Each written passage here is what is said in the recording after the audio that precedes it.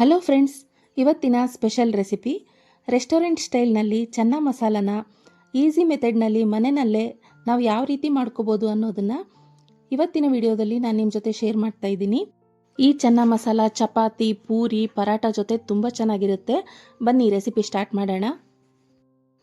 ಮೊದಲಿಗೆ ನಾನಿಲ್ಲಿ 1 ಬೌಲಷ್ಟು ಕಾಬೂಲಿ ಚೆನ್ನನ ಚೆನ್ನಾಗಿ ತೊಳೆದ್ಬಿಟ್ಟು ಓವರ್ನೈಟು ನೆನೆಸಿಟ್ಕೊಂಡಿದ್ದೀನಿ.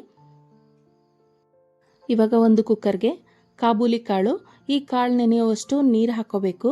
ನಂತರ 1 ಸ್ಪೂನ್ ಎಣ್ಣೆ ಹಾಗೆ 1 ಸ್ಪೂನ್ ಉಪ್ಪು ಹಾಕ್ಬಿಟ್ಟು 5 ರಿಂದ 6 ವಿಸಿಲ್ ಬರೋವರೆಗೂ ಇದನ್ನ ಕೂಗಿಸ್ಕೋಬೇಕಾಗತ್ತೆ. ಈ ಕಾಳಿಗೆ ಉಪ್ಪು ಹಾಕಿ ಬೇಯಿಸೋದ್ರಿಂದ ಕಾಳು ಉಪ್ಪಿನಂಶನ ಹೀರ್ಕೊಳ್ಳುತ್ತೆ, ಸಪ್ಪೆ ಆಗೋದಿಲ್ಲ. ಇವಾಗ ಮಸಾಲೆನ ರೆಡಿ ಮಾಡ್ಕೊಳ್ಳೋಣ.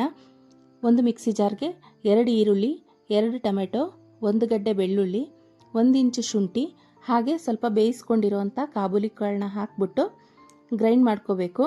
ಕಾಬೂಲಿ ಕಾಳು ಯಾಕೆ ಹಾಕ್ಕೋತೀವಿ ಅಂದರೆ ಗ್ರೇವಿ ಸ್ವಲ್ಪ ಮಂದಕ್ಕೆ ಬರುತ್ತೆ, ಟೇಸ್ಟ್ ಕೂಡ ಚೆನ್ನಾಗಿರುತ್ತೆ. ಸೊ ಆದ್ದರಿಂದ ಕಾಬೂಲಿ ಕಾಳನ್ನ ಹಾಕ್ಕೋತಾ ಇದ್ದೀನಿ. ಇದೆಲ್ಲದನ್ನು ನೀರು ಹಾಕ್ದ ಹಾಗೆಯೇ ನೈಸಾಗಿ ರುಬ್ಕೋಬೇಕು. ಈರುಳ್ಳಿ ಟೊಮೆಟೊ ಎರಡರಲ್ಲೂ ಕೂಡ ನೀರಿನ ಅಂಶ ಇರೋದ್ರಿಂದ ನೀರು ಹಾಕೋ ಅವಶ್ಯಕತೆ ಇಲ್ಲ. ನೋಡಿ, ಕಾಬೂಲಿ ಕಾಳು ಬೆಂದಿದೆ. ಇದು ಬೆಂದಿದೆಯಾ ಇಲ್ವಾ ಅಂತ ಪ್ರೆಸ್ ಮಾಡಿ ನೋಡಬೇಕು. ಈ ಚನ್ನ ಮಸಾಲ ಅಂತೂ ಪರ್ಫೆಕ್ಟ್ ಟೇಸ್ಟ್ನಲ್ಲಿ ಬಂದಿತ್ತು. ಮಿಸ್ ಮಾಡದೆ ನೀವು ಒಂದ್ಸರಿ ಟ್ರೈ ಮಾಡಿ ನೋಡಿ. ಇವಾಗ ಒಂದು ಬಾಣಲಿಗೆ 6 ರಿಂದ 7 ಸ್ಪೂನು ನಾನು ಎಣ್ಣೆ ಹಾಕ್ಕೋತಾ ಇದ್ದೀನಿ. ಹಾಗೆ 1 ಸ್ಪೂನು ಸೋಂಪು ಕಾಳು, ನಂತರ 1 ಪಲಾವ್ ಎಲೆ, 1 ಇಂಚು ಚಕ್ಕೆ, 2 ಲವಂಗ, 1 ಏಲಕ್ಕಿನ ಹಾಕ್ಕೋತಾ ಇದ್ದೀನಿ.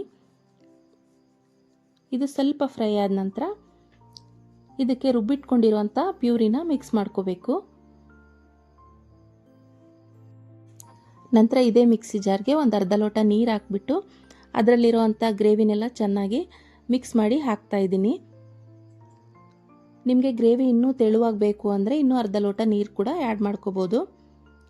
ಇವಾಗ ನಾನಿಲ್ಲಿ ಇದಕ್ಕೆ 2 ಸ್ಪೂನ್ ಅಚ್ಕಾರದ ಪುಡಿ, 2 ಸ್ಪೂನ್ ಚನ್ನ ಮಸಾಲ ಪುಡಿ, 1 ಸ್ಪೂನ್ ಜೀರಿಗೆ ಪುಡಿ, 1 ಸ್ಪೂನು ಧನಿಯಾ ಪುಡಿ, ಅರ್ಧ ಸ್ಪೂನು ಅರಿಶಿನ, 1 ಸ್ಪೂನು ಕಸೂರಿ ಮೇಥಿ ಹಾಗೆ ರುಚಿಗೆ ತಕ್ಕಷ್ಟು ಉಪ್ಪು ಹಾಕ್ಬಿಟ್ಟು ಹಸಿ ವಾಸನೆ ಹೋಗೋವರೆಗೂ ಇದನ್ನು ಕುದಿಸ್ಕೋಬೇಕು.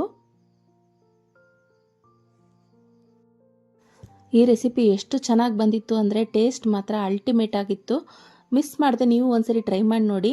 ಮನೆಯಲ್ಲಿ ಎಲ್ಲರೂ ಇಷ್ಟಪಟ್ಟು ತಿಂತಾರೆ. ಹಾಗೆ ಈಸಿ ಮೆಥಡ್ನಲ್ಲಿ ಕೂಡ ಮಾಡ್ಬೋದು. ಇದೊಂದು 2 ನಿಮಿಷ ಕುದ ನಂತರ ಇವಾಗ ಇದಕ್ಕೆ ಕಾಬೂಲಿ ಕಾಳನ್ನ ಆ್ಯಡ್ ಮಾಡ್ಕೊಳ್ಳೋಣ. ನಾನು ನೀರು ಸಮೇತ ಹಾಕ್ತಾ ಇದ್ದೀನಿ, ನೀರನ್ನ ಬಸ್ಕೊಂಡಿಲ್ಲ. ಇವಾಗ ಒಂದು 5 ನಿಮಿಷ ಇದನ್ನ ಸಣ್ಣ ಊರಿನಲ್ಲಿ ಕುದಿಯಕ್ಕೆ ಬಿಡೋಣ. ನಾನು ಮಾಡೋ ಅಂಥ ರೆಸಿಪಿಗಳು ನಿಮಗೆ ಇಷ್ಟ ಆದರೆ ಮಿಸ್ ಮಾಡದೆ ನೀವು ಒಂದ್ಸರಿ ಟ್ರೈ ಮಾಡಿ ನೋಡಿ. ಹೇಗೆ ಬಂತು ಅಂತ ಕಮೆಂಟ್ ಮಾಡಿ ತಿಳಿಸಿ. ನೋಡಿ, ಚನ್ನ ಮಸಾಲ ರೆಡಿಯಾಗಿದೆ.